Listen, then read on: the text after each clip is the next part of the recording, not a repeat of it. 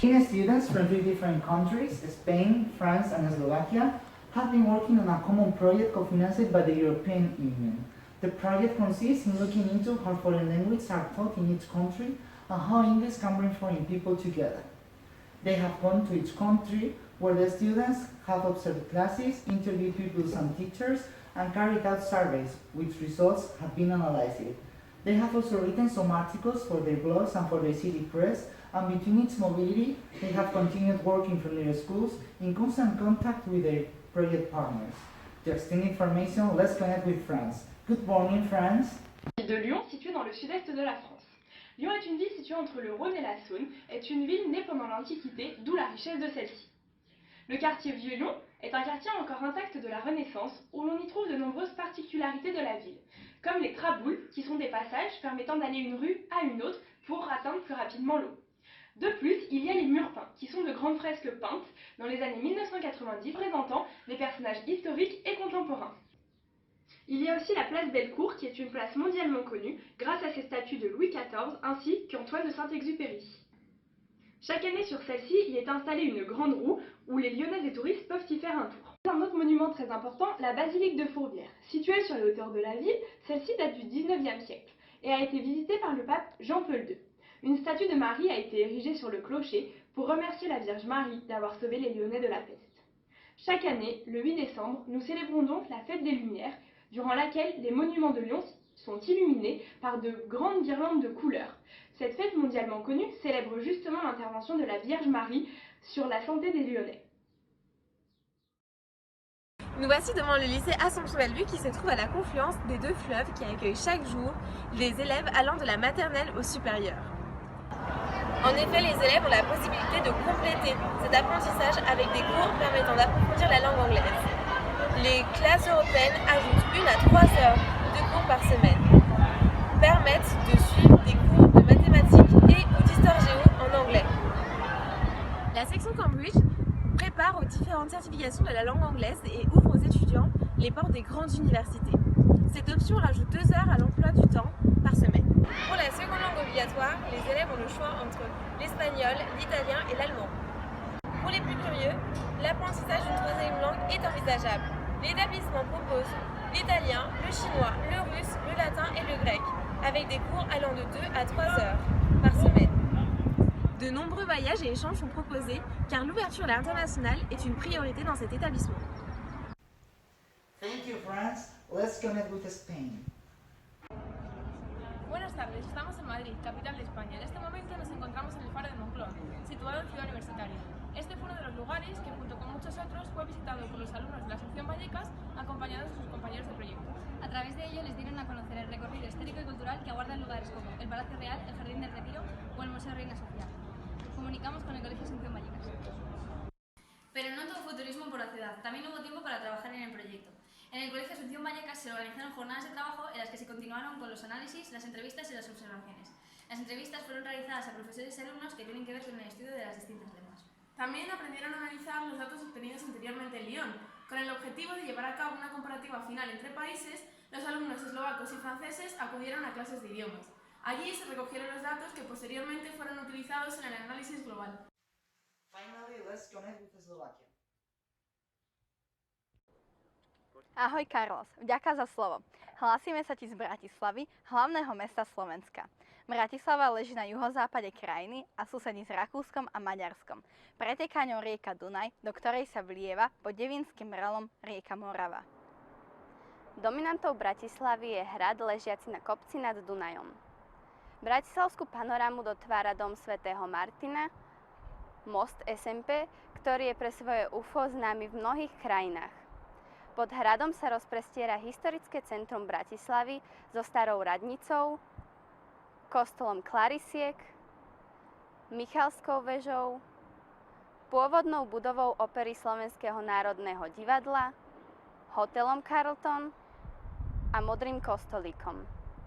Bratislava je neveľké mesto, má iba 500 000 obyvateľov, ale ponúka vymoženosti veľkomesta spolu s priateľskou a pokojnou atmosférou.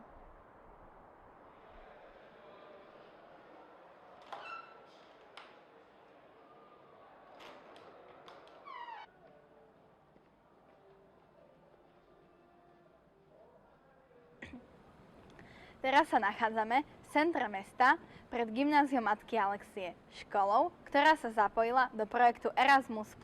Ide o cirkevné gymnázium, ktoré bolo založené sestričkami Rehole Notre Dame, na ktorom študuje približne 400 žiakov od 11 do 19 rokov.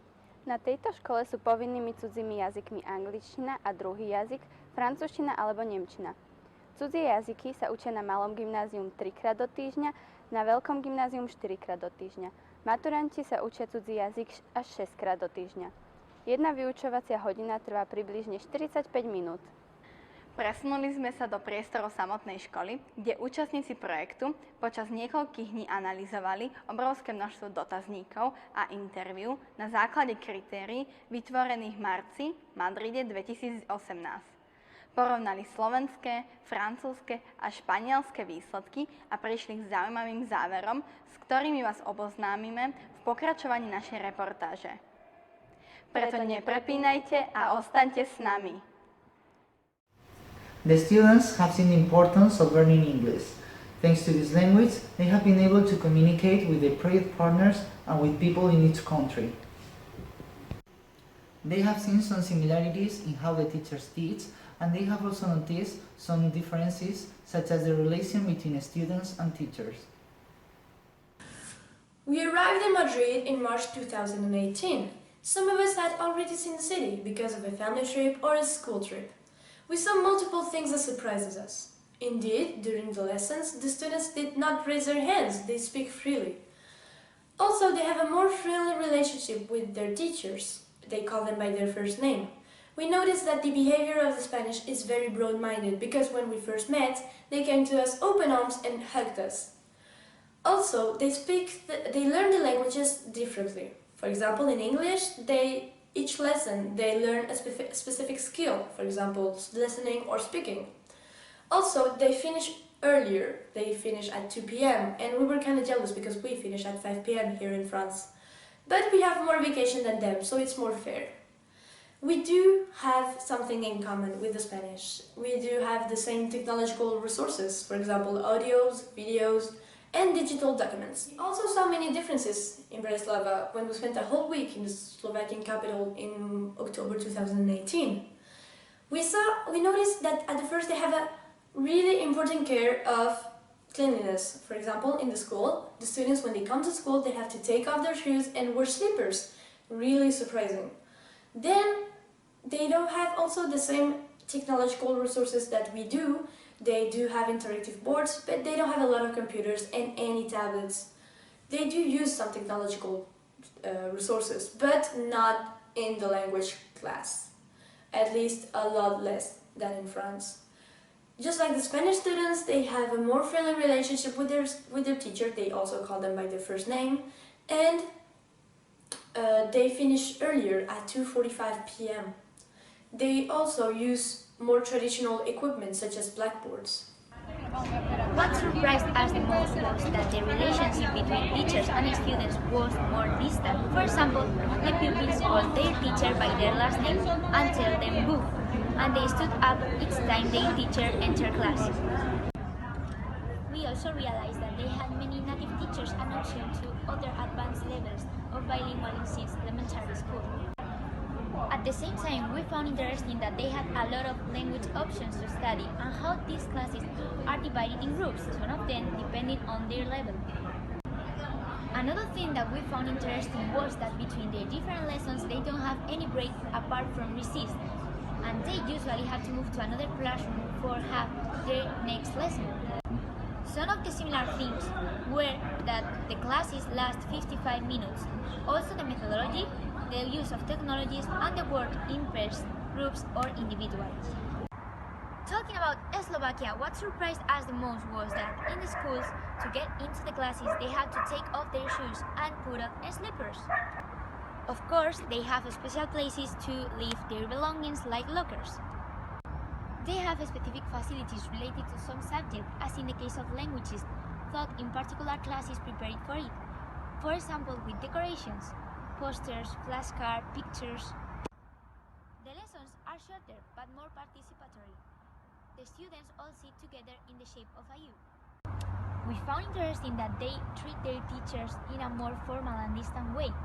They call them by their last name or using you. To conclude, some things that we found very similar were the methodologies and the use of new technologies. They also have few languages to choose. The school in Lyon surprised me with its size and its historic facade. It was split into a few separated buildings. Every lesson is in another class, so students must move from class to class during the break, well, what we don't do in Slovakia. We have the majority of our lessons in one classroom.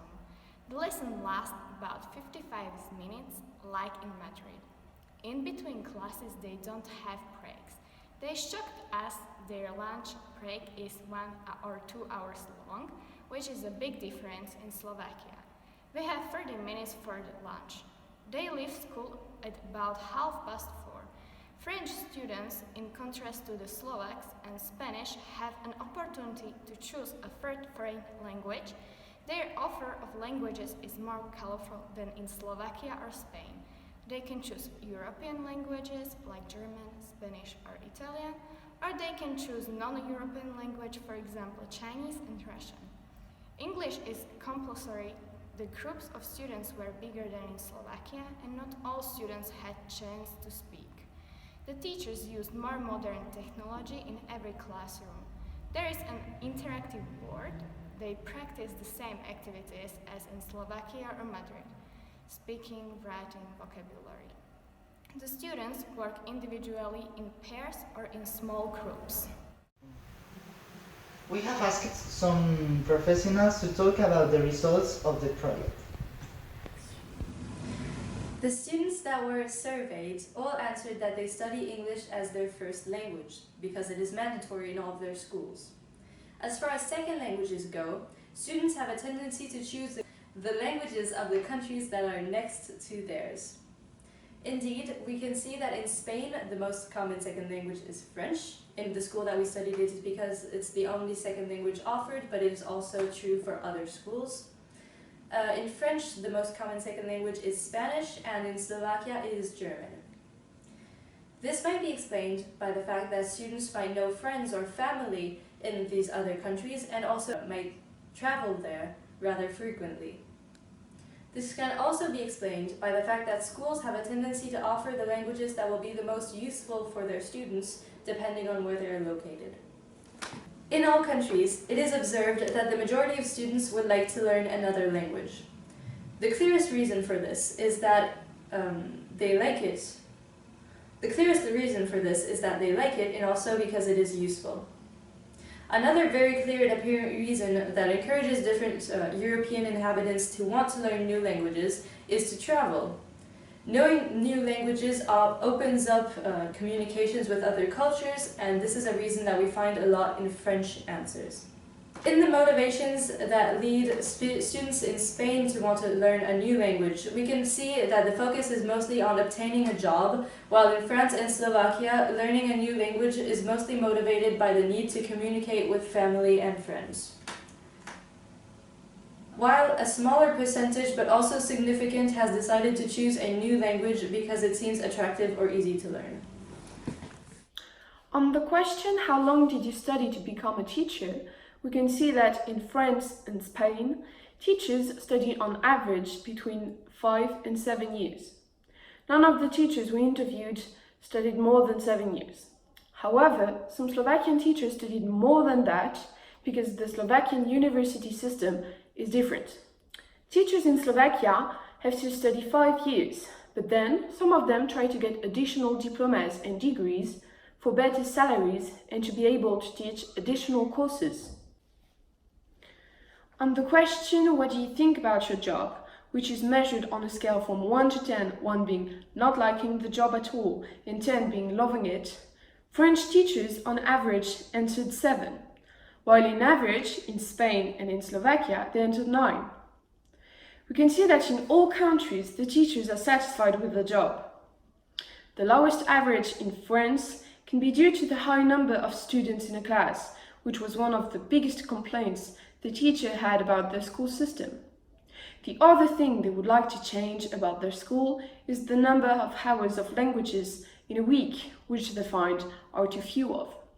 The other countries had mostly the same demands. We asked the question, which skill do you practice the most in your class? All teachers say they practice speaking.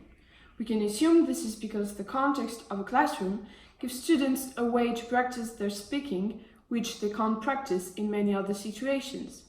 It can also be because speaking allows to learn a lot of different aspects of the language, such as pronunciation, grammar, and sentence formation.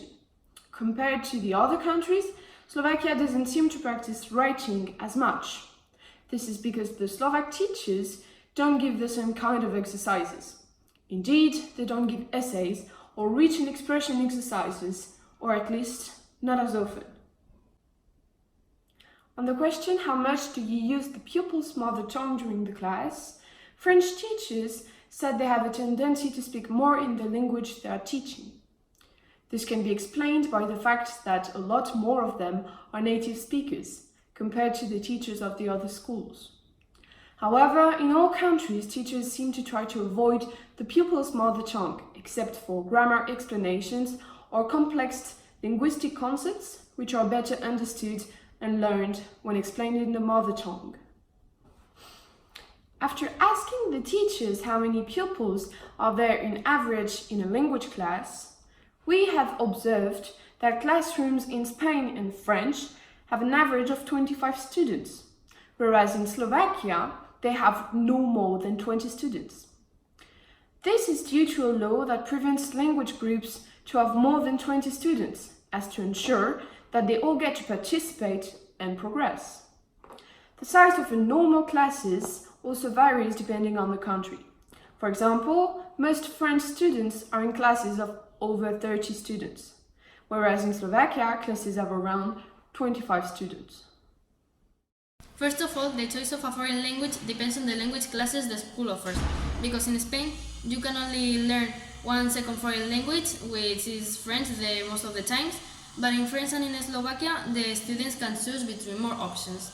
Even in France, you can learn 3 languages at the same time. In all the countries from the partnership, all the pupils study English. A very high percentage of Spanish people also speak French. On the other hand, in France and in Slovakia, Spanish and German are the most demanded ones, although there are some people that speak Chinese, Russian and French in Slovakia, but in a very low percentage. In Slovakia, the most preferred skills are from highest to lowest, speaking exposition, listening and writing. However, the great difference between speaking expositions and speaking interactions is surprising. A 50% would prefer to expose a topic and only a 30% would prefer to have a conversation. In Spain, the preferences are clear. Speaking is the most beloved option, exceeding a 15% speaking conversation. Finally, in France, the most beloved options are from highest to lowest also, speaking conversation and listening. All this shows us that the students like to express themselves and it's what they do better. This is because the ratio of the languages studied with the highest proportion are affected by the geographical situation of each country. For example, in Spain, most of the people speak English and French. In France, English and Spanish, and in Slovakia, English and German. All this is caused by the proximity of those countries. Hi, I'm the teacher, and all of my colleagues from France, Spain and Slovakia studied approximately 5 years to become a teacher. According to our analysis, Spanish and Slovak teachers feel most comfortable with the school they are teaching in. Most teachers in France like or admire their job but seem less fulfilled than Spanish and Slovaks. In Slovakia, English teachers are less satisfied in their school than German or French teachers. Most French teachers use technologies during the class because they think they have enough of them. Spanish use technologies during the class, but not all of them think that they have enough equipment. Almost all of Slovaks think that they have enough technologies at the school they are teaching in. Teachers from France and Spain are most likely to use new technologies. During the class, teachers from all countries use their mother language only to explain grammar to their pupils and to love practicing speaking. Some of teachers in France never use mother language because many of them are native speakers. Nearly all of us give homework several times a week. My colleagues in France give students tests more often than the Spanish and Slovak colleagues. There seems to be less group work in France than in other two countries. In my English group, I have 13 students and my German colleague has 15 students. In Spain and France, there are 25 students on average in a group. Because of that, less French students participate during the class on a regular basis. The first question was, how many languages do you study? Almost half of the students in Spain study only one language. It seems that French and Slovak students study almost the same amount of languages, and that is because it is compulsory in their countries to study two different languages, whereas it's not compulsory in Spain. The second question was, on a scale from 1 to 5, how much do you like studying English? Students in Slovakia aren't so comfortable with methods used in foreign language classes, mostly because they feel topics in their English books which are used in schools are uninteresting and don't allow them to speak about things they want to talk about. Spanish students are the most unhappy about learning English, and we can assume that it's because Spanish is the second most used language in the world, and they do not consider English so important as the students from France and from Slovakia. Also, English is a compulsory language there, so not all the students learning English find it interesting. The third one was, are you in contact with native English speakers? 47.6% of Slovak respondents said yes, because at Gymnasium at Galaxie there are lectures from United States since last September. 39.6% of French respondents said yes, because there are many native speakers in their school, like teachers and students, and also their school organizes a lot of exchanges and travels. Spain has the highest percentage of people who answered no, with 63.6% of their answers. The next one is, would you like to learn another foreign language? 82.6% of Spanish students say that they would like to study another language, although they do not like to study English. It is because English is the only compulsory language in Spain, as was said before. And students feel like they do not have opportunities to be connected to different cultures and different languages only with the English. We can see the impact of this on their answers about which another language they want to study: French, German, and Italian. On the other hand, French students do not want to study another language because they have a wide range of not compulsory languages in their school. 73.8% of Slovak students want to study another foreign language, and it is so because Slovakia is quite a little state, and Slovak students want to study abroad or work in a big international companies where different languages are needed apart from English or German or French. The last question we took from questionnaires is, which skill do you prefer when learning English? In this question we can clearly see the tendency of the students to really adopt conversation in English. For example, Slovakia and Spain with 54% and France with 42.2%, and the numbers are very, very similar with the listening. The interesting example is that Slovak students prefer exposition of a material and a curriculum in English, and we can say that it is due to the fact that in Slovakia the mother tongue is used during the classes quite frequently.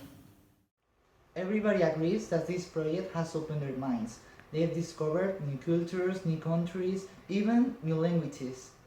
The students say that they didn't know what to expect about the project before, but its results have surprised them. Above all, they have made friends forever and they have lived an unforgettable experience.